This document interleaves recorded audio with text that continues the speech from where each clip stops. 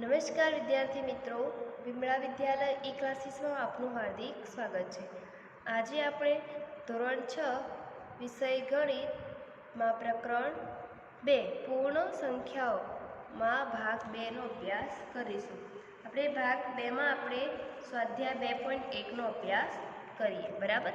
તો આપણે ભાગ 1માં જોઈ ગયા કે પ્રાકૃતિક સંખ્યા, પછીની સંખ્યા, પહેલાની સંખ્યા, સંખ્યા રેખાનો સરવાળો, બાદબાકી અને ગુણાકાર। તો હવે એના પરથી આપણે સ્વાધ્યાયના પ્રશ્નોના જવાબ આપીએ કે 10,999ના પછી તરત આવતી 3 પ્રાકૃતિક સંખ્યા લખો। 10,999 તો જો 10,999માં 1 ઉમેરીશું, 9 1 10 ની 0 दी 1 10 ની 0 વધી 1 0 વધી 1 કઈ આવશે 11,000। પણ કઈ 3 પ્રાકૃતિક 11,000 પછી કઈ આવશે, એમાં 1 ઉમેરીશું એટલે 11,000માં 1 ઉમેરવાનો,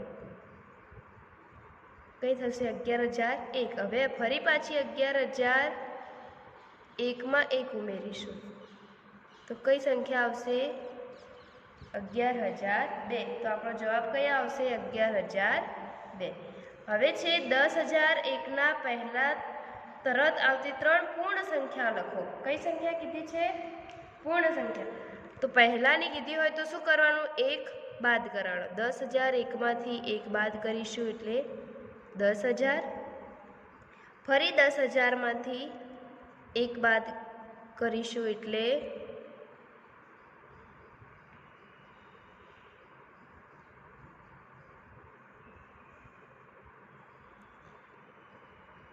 કઈ આવશે 9,999। ફરી એમાંથી બાદ કરીશું એટલે આપણને સંખ્યા મળશે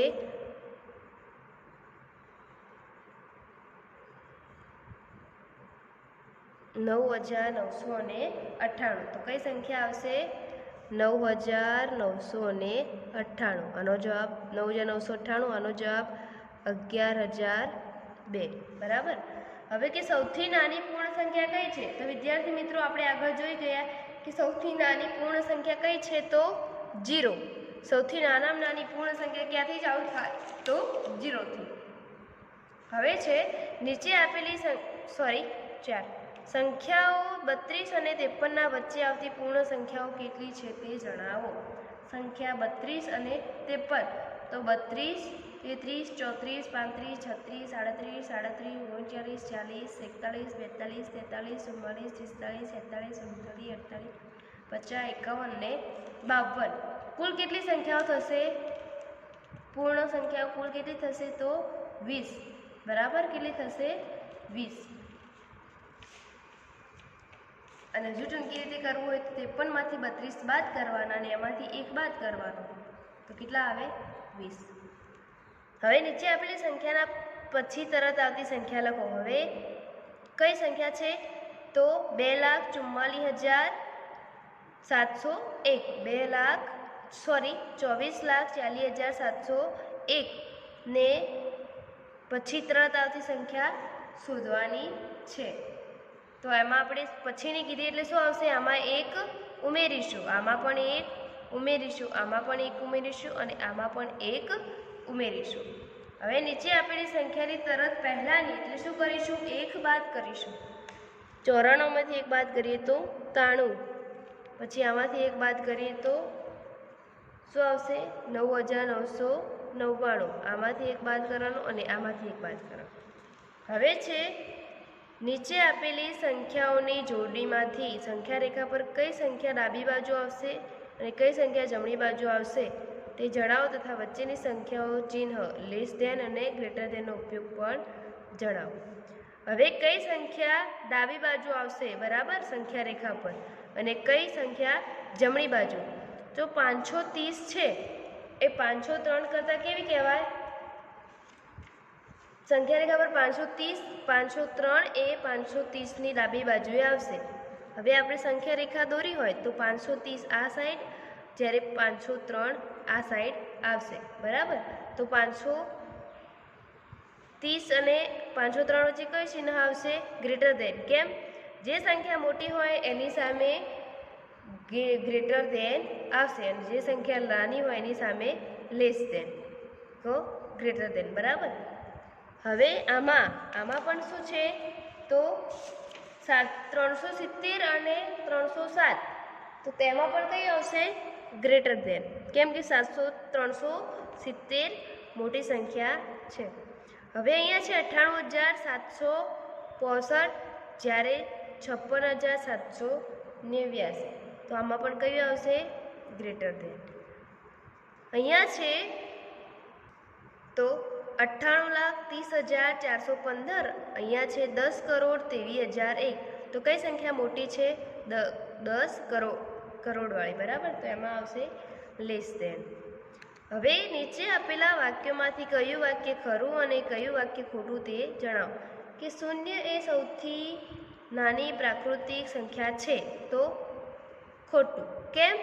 0 એ સૌથી નાની કઈ સંખ્યા છે? પૂર્ણ સંખ્યા છે. એ પ્રાકૃતિક સંખ્યા નથી. પ્રાકૃતિક સંખ્યા સૌથી નાની છે 1. કઈ આવે? 1. ચલો. 400 એ સંખ્યા 399ના પહેલા આવતી સંખ્યા છે. ખોટું. કઈ છે? 400 એ 399ની પછીની સંખ્યા છે. બરાબર. ચલો. 0 સૌથી નાની પૂર્ણ સંખ્યા છે, તો સાચું. 0 એ સૌથી નાની પૂર્ણ સંખ્યા છે. 600 એ સંખ્યા 599ના પછીની સંખ્યા છે, તો સાચું. દરેક પ્રાકૃતિક સંખ્યા પૂર્ણ સંખ્યા છે. દરેક પ્રાકૃતિક સંખ્યા એ પૂર્ણ સંખ્યા છે, તો સાચું. પણ દરેક પૂર્ણ સંખ્યા એ પ્રાકૃતિક સંખ્યા છે, તો ખોટું. કેમ કે પૂર્ણ સંખ્યામાં 0 આવે છે. 0 એ પ્રાકૃતિક સંખ્યા નથી. ચલો. બે અંકોની પૂર્ણ સંખ્યાની પહેલા આવતી સંખ્યા 1 અંકની હોઈ શકે, તો ખોટું. 2 અંકની એટલે કે 10. 10 એ 2 અંકોની પૂર્ણ સંખ્યા છે અને તેની તરત પહેલા આવતી સંખ્યા કઈ થઈ? 1 અંકની સંખ્યા થઈ ગઈ.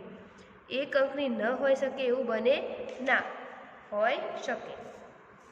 ચલો. 1 એ સૌથી નાની પૂર્ણ સંખ્યા છે. ખોટું. 1 એ સૌથી નાની કઈ સંખ્યા છે? પૂર્ણાંક છે. પ્રાકૃતિક છે. એ 1 એ નથી પૂર્ણ સંખ્યા. કઈ પૂર્ણ સંખ્યા સૌથી નાની? તો 0 છે. ચલો.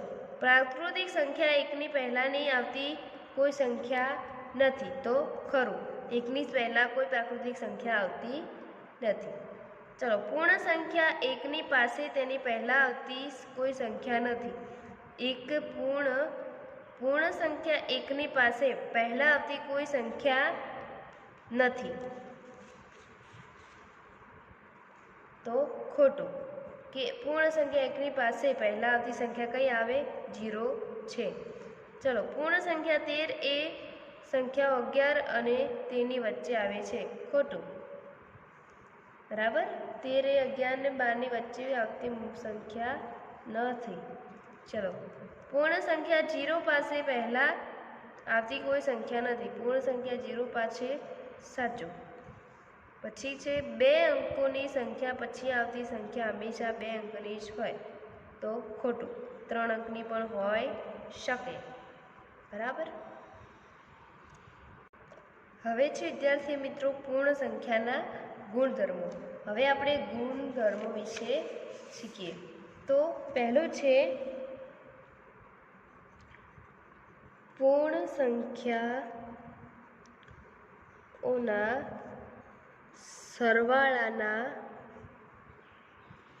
સરવાળા વિશેના ગુણધર્મો. બરાબર.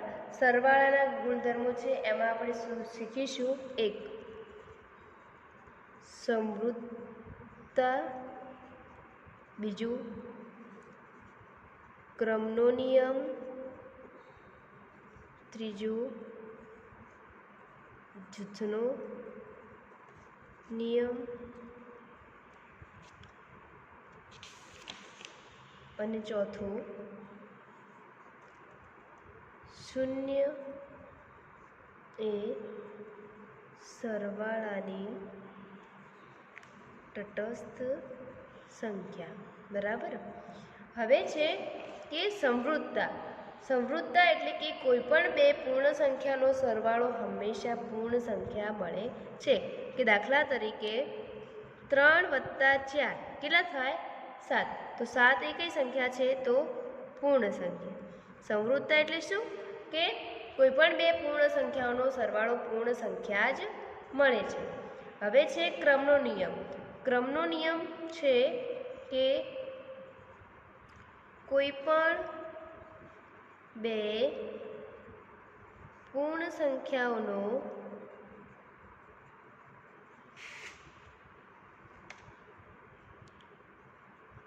સરવાળો ગમે તે ક્રમમાં કરવામાં આવે તો પણ પરિણામ સરખું જ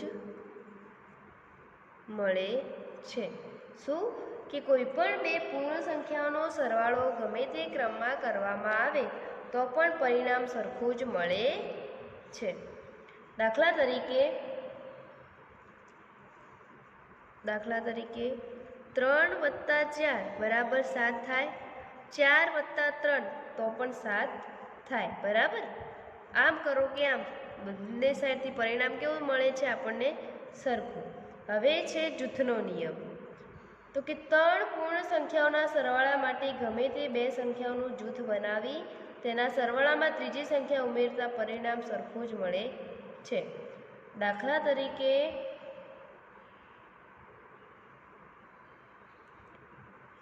3 + 4 + 5. તો આનો સરવાળો શું થશે? 3 + 4 એટલે 7 + 5 બરાબર કેટલો થશે? 12. હવે ધારો કે આ રીતે હોય 3 + 4 + 5. તો અહીંયા 3 + 9 બરાબર કેટલા થશે? 12. દાખલા તરીકે 3 + 5 + 4. 3 ને 5 8 + 4 = 12. તો શું થાય કે 3 પૂર્ણ સંખ્યાઓના સરવાળા માટે ગમે તે બે સંખ્યાઓ જૂથ બનાવવાની. આ ગમે તે બે સંખ્યાઓ શું છે? જૂથમાં, અને તેના સરવાળામાં ત્રીજી સંખ્યા ઉમેરતા પરિણામ સરખું જ મળે છે. બરાબર? હવે કે 0 એ સરવાળાની તટસ્થ સંખ્યા. તો કોઈ પણ પૂર્ણ સંખ્યાઓનો 0 સાથે સરવાળો કરતા પરિણામ તેની તે જ સંખ્યા મળે. તેથી 0 એક તટસ્થ સંખ્યા છે. દાખલા તરીકે 5 + 0 બરાબર કઈ સંખ્યા મળશે આપણને? 5. 0 + 6 તો પણ શું મળશે? સંખ્યા 6. તો 0 એ સરવાળાની તટસ્થ સંખ્યા છે કે કોઈ પણ પૂર્ણ સંખ્યાનો સરવાળો 0 કરતા પરિણામ તેની તે સંખ્યા મળે છે. કે 0 એ સરવાળા માટે તટસ્થ સંખ્યા છે. હવે છે કે બીજું પૂર્ણ સંખ્યાઓના ગુણાકાર વિશેના ગુણધર્મો. આપણે આગળ કયા જોયા? પૂર્ણ સંખ્યાઓના સરવાળા વિશેના ગુણધર્મો. હવે ગુણાકારના ગુણધર્મો. તો પહેલું અહીંયા પણ છે સમૃદ્ધતા.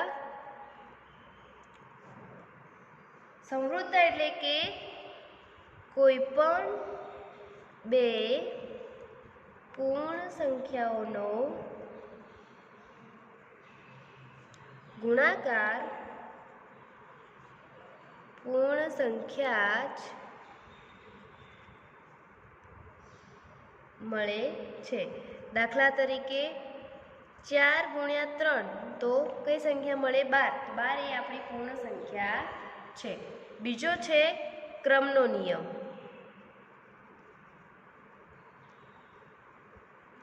ત્રીજો જૂથનો નિયમ. પહેલા આપણે ક્રમનો નિયમ. ક્રમનો નિયમ એટલે કોઈ પણ બે પૂર્ણ સંખ્યાઓનો ગુણાકાર ગમે તે ક્રમમાં કરવામાં આવે તો પણ તેનું પરિણામ કેવું મળે? સરખું જ. આ રીતે જ કે કોઈ પણ બે પૂર્ણ સંખ્યાનો સરવાળો જેમ ગમે તેમ ક્રમમાં કરવામાં આવે એમ.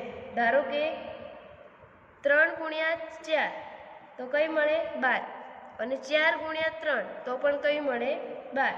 તો કે કોઈ પણ બે પૂર્ણ સંખ્યાઓનો સરવાળો ગુણાકાર ગમે તે ક્રમમાં કરવામાં આવે તો પણ તેનું પરિણામ સરખું જ મળે છે. હવે કે જૂથનો નિયમ.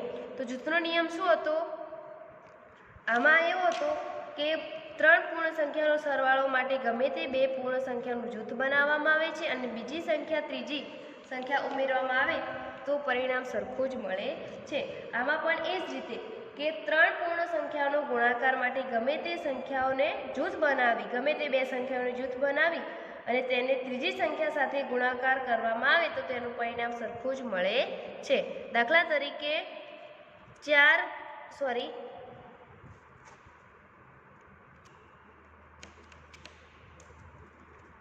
3 ગુણ્યા 4 ગુણ્યા 5, 3 ગુણ્યા 4, 3 ચોક 12 ગુણ્યા 5 કેટલા થશે?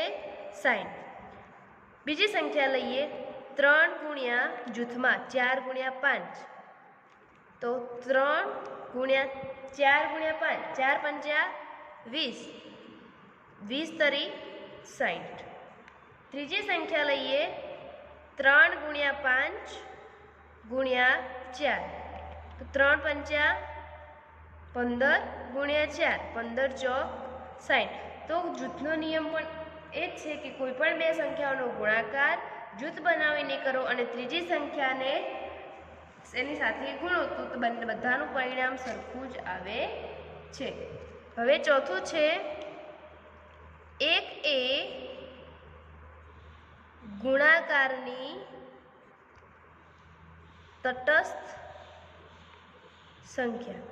વિદ્યાર્થી મિત્રો, આપણે આગળ જોયા તો 0 એ સરવાળાની તટસ્થ સંખ્યા છે કે સરવાળામાં 0 સાથે સરવાળો કરતા આપણને શું મળે? તટસ્થ સંખ્યા સરવાળા સાથે કરીએ તો આપણને તેની એ જ સંખ્યા મળે છે. એમ ગુણાકારના ગુણધર્મમાં છે કે 1 એ ગુણાકારની તટસ્થ સંખ્યા છે કે કોઈ પણ પૂર્ણ સંખ્યાને આપણે એક સાથે ગુણાકાર કરીએ તો પરિણામ તેની તે જ સંખ્યા મળે છે. તેથી 1 એ ગુણાકાર માટે તટસ્થ સંખ્યા છે. દાખલા તરીકે 3 ગુણ્યા 1 તો આપણને એની એ સંખ્યા મળી. કઈ? 3. 1 ગુણ્યા 4 તો પણ 4. 5 ગુણ્યા 1 તો પણ કઈ સંખ્યા મળે? એની એ જ સંખ્યા મળે છે. હવે છેલ્લો છે 5. વિભાજનનો નિયમ. કયો છે? ગુણાકારના નિયમમાં વિભાજનનો નિયમ. વિભાજનનો નિયમ એટલે કે પૂર્ણ સંખ્યાઓ માટે ગુણાકારનું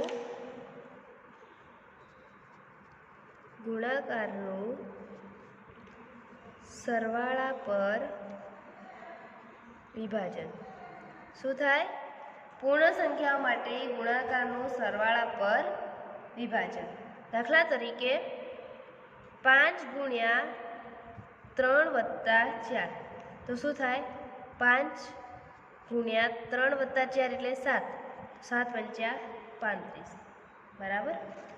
ધારો કે 5 ગુણ્યા 3 વત્તા 5 ગુણ્યા 4 તો 15 વત્તા 20 બરાબર 35. આમ કરો કે આમ કરો, 5 ને 3 વડે અને 5 ને 4 વડે તો પણ સરવાળો સરખો થશે અને 5 ને 3 અને 4 સાથે સરવાળો કરીને કરો તો પણ જવાબ સરખો જ મળશે.